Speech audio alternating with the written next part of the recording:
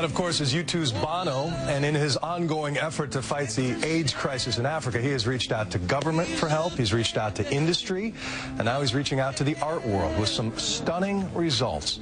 ABC's Juju Chang caught up with the artist and an artist friend.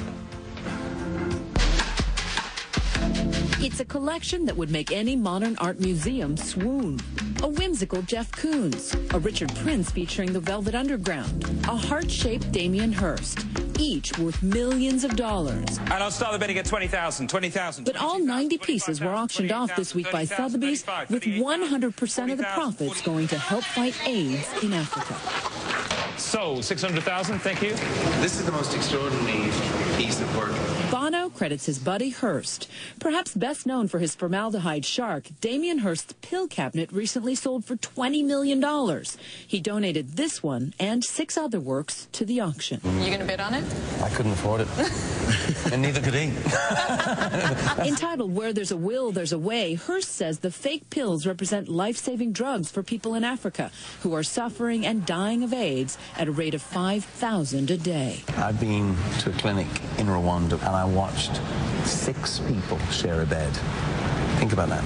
Women and kids sick with this disease. People are going to die for lack of this 2 pills a day.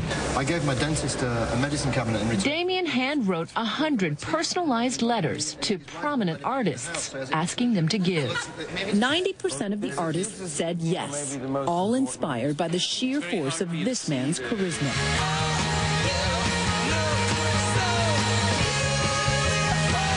As well as his tireless activism. I think, to stand up there and, complain and, annoy people into, parting with money and trying to change the world, Bono does that brilliantly. Bono, you're quite gifted at annoying people and getting them to do That might be the truest thing you ever said.